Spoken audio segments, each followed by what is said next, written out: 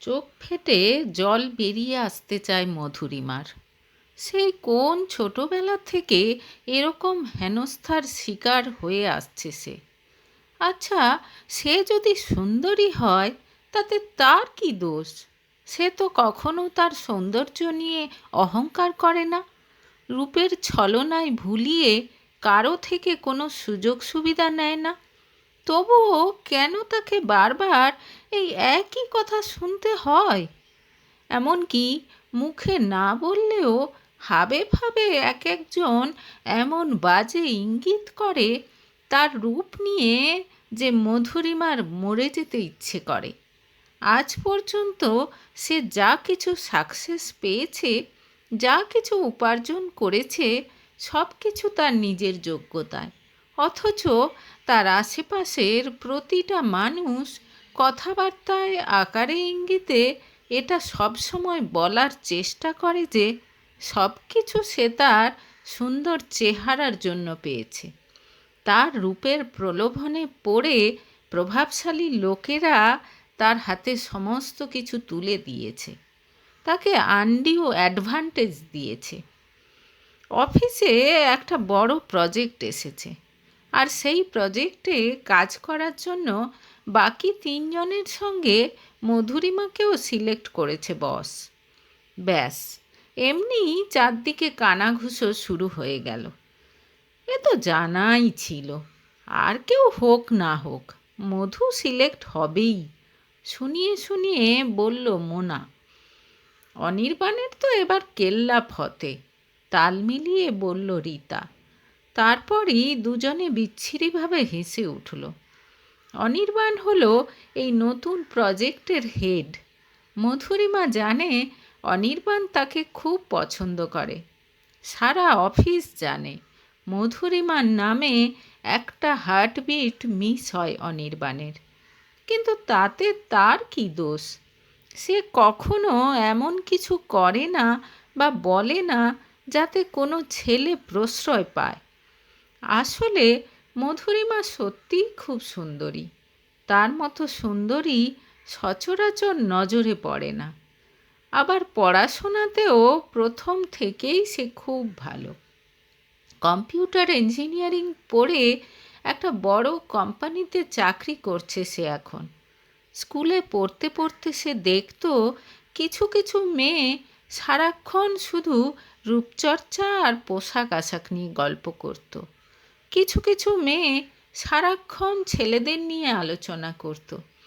কিন্তু মধুরিমা ছোটবেলার থেকেই কম্পিউটার ইঞ্জিনিয়ার হওয়ার স্বপ্ন দেখত, আর মন দিয়ে পড়াশোনা করত সেই স্বপ্ন পূরণের উদ্দেশ্যে। ছেলেরা সবসময় তার সঙ্গে কথা বলার জন্য মুখিয়ে থাকত। কিছু ছেলে গায়ে পড়ে তার রূপের প্রশংসা করতে আসতো, কিন্তু মধুরিমার সেসব একেবারে ভালো লাগতো না। আবার সে যে ছেলেদের বিশেষ পাত্তা দিত না, তাতেও বন্ধুরা তাকে অহংকারী ভাবত। সব কিছু মিলিয়ে খুব বিরক্তি লাগতো মধুরিমার। কিন্তু যখনই সে কোনো সাবজেক্টে টপ করত, বন্ধুরা তাকে শুনিয়ে শুনিয়ে বলতো স্যারের নাকি তার প্রতি বিশেষ দুর্বলতা আছে।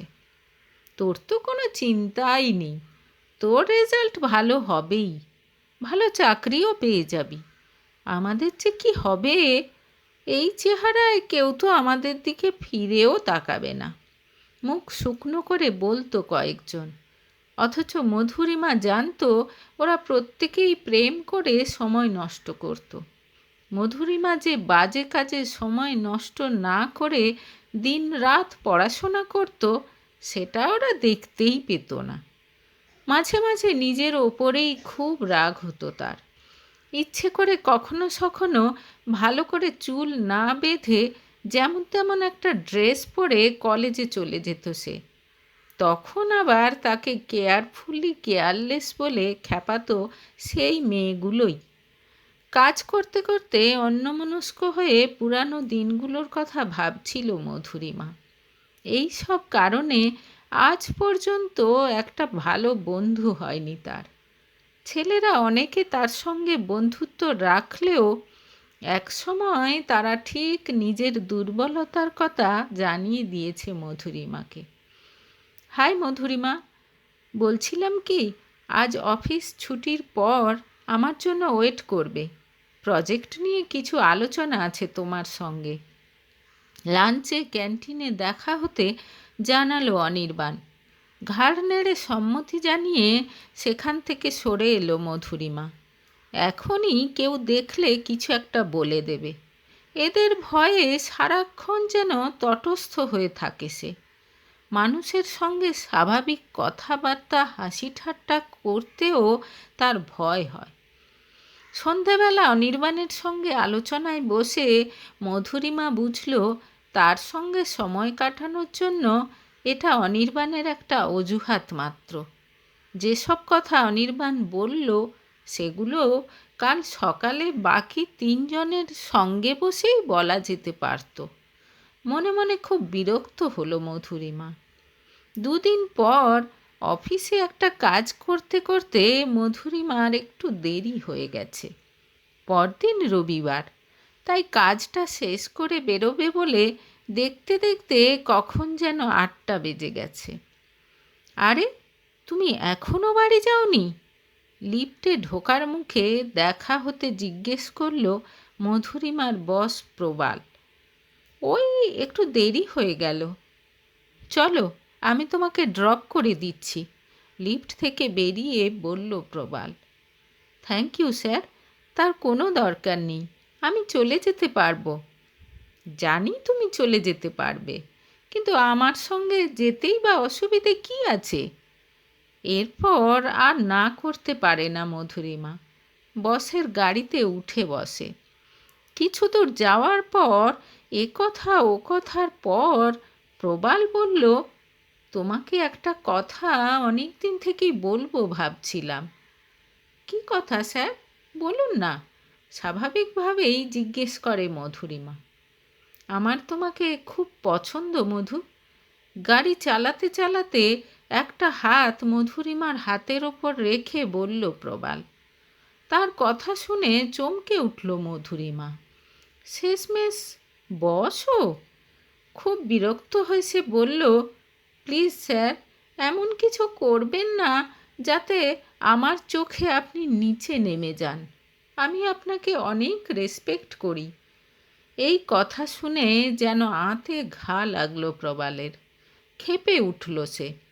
ঘ্যাঁচ করে ব্রেক কষে রাস্তার একপাশে গাড়ি দাঁড় করিয়ে দিল। তারপর মধুরিমার দিকে তাকিয়ে বলল, খুব দেমাক তোমার না? এতে দেমাকের কি আছে? আমি যেটা পছন্দ করি না সেটা বলেছি, দৃঢ় গলায় বলল মধুরিমা। পছন্দ করো না? একেবারে ধোয়া তুলসী পাতা, তাই না? তুমি কি ভেবেছ আমি কিছু জানি না? অফিসে কার সঙ্গে কি করে বেড়াও তুমি, কিচ্ছু জানি না আমি? কি জানেন আপনি? আমি জানি তুমি অন্যদের দিয়ে কাজ করিয়ে নাও, নিজের রূপ দিয়ে অন্যদেরকে সিডিউস করার চেষ্টা করো। এটা সম্পূর্ণ মিথ্যে, জোর দিয়ে বলে উঠল মধুরিমা। আর তোমার কি মনে হয় এই যে নতুন প্রজেক্টটা পেয়েছো, ওটা তুমি নিজের যোগ্যতায় পেয়েছো? অফিসে তোমার থেকে আরও অনেক যোগ্য লোক আছে। তাহলে? অবাক হয়ে জিজ্ঞেস করে মধুরিমা। ওটা আমি তোমাকে পাইয়ে দিয়েছি। আমি ইচ্ছে করে তোমাকে সিলেক্ট করেছি। শুধু এই প্রজেক্ট কেন, তোমাকে চাকরিতে নেওয়ার কারণ ওই একটাই। আচ্ছা, তার জন্যও তো আমার কিছু প্রাপ্য হয় বলো? হঠাৎ গলার সুর নামিয়ে আনে প্রবাল। অবাক হয়ে তার দিকে তাকিয়ে থাকে মধুরিমা।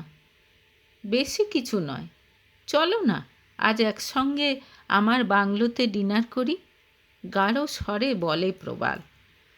আমাকে এখানে নামিয়ে দিন, আমি চলে যাব বলে এক মুহূর্ত দেরি না করে গাড়ির দরজা খুলে বেরিয়ে পড়ে মধুরিমা। গাড়ি স্টার্ট দিয়ে বেরিয়ে যায় প্রবাল। একা একা হাঁটতে শুরু করে মধুরিমা। কিছুক্ষণ পর একটা খালি অটো পেয়ে উঠে বসে সে। কোনো রকমে বাড়ি ফিরে নিজের ঘরে ঢুকে কান্নায় ভেঙে পড়ে। নতুন প্রজেক্টটা পেয়ে কত খুশি ছিল সে। আর আজ বস বলল সে নাকি তার নিজের যোগ্যতায় সেটা পায়নি। অনেক বুঝিয়ে সুঝিয়ে মা তাকে শান্ত করল। পরদিন অফিসে গিয়ে মধুরিমা দেখল তার জিনিসপত্র বার করে একটা বাক্সে রাখা আছে। তার জায়গায় মন্টি বসে কাজ করছে। সে ঢুকতেই মন্টি বলল, বস তাকে দেখা করতে বলেছে। তোমার মতো এমপ্লয়ির কোনো জায়গা নেই আমার অফিসে। অ্যাকাউন্টসে গিয়ে নিজের প্রাপ্য বুঝে নিয়ে চলে যাও বলেই নিজের কাজে মন দিল প্রবাল। কিন্তু আমার অপরাধটা কি? লাস্ট 3 মাস তোমার পারফরম্যান্স অত্যন্ত লো। তোমার মধ্যে কোম্পানি কোনো প্রসপেক্ট দেখতে পাচ্ছে না। প্রবালের চোখে মুখে বিরক্তি। মধুরিমা জানে কথাটা একেবারে মিথ্যে, কিন্তু বস কি করে তার সঙ্গে এরকম করতে পারে ভেবে কাল থেকেই মাথাটা কেমন যেন গুলিয়ে আছে তার।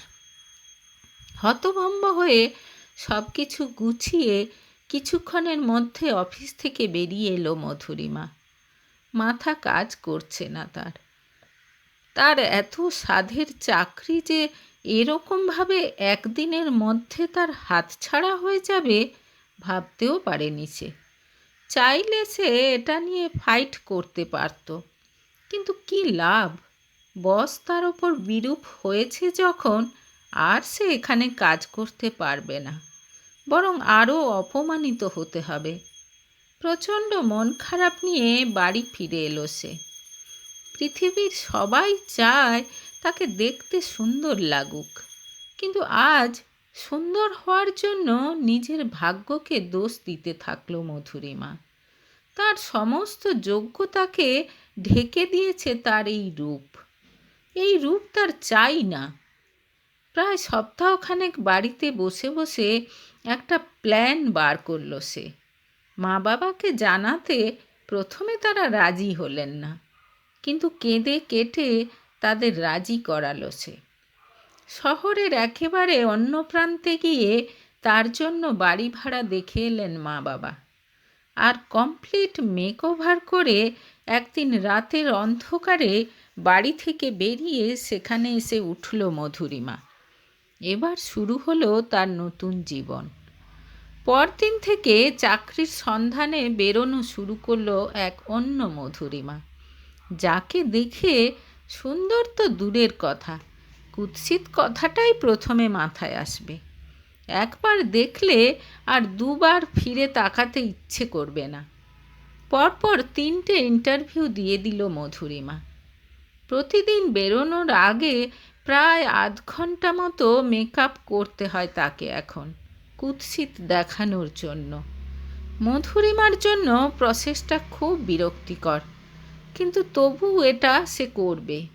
সে দেখতে চায় রূপ না থাকলে শুধু যোগ্যতায় সে কত দূর যেতে পারে, কেউ তাকে চাকরি দেয় কি না।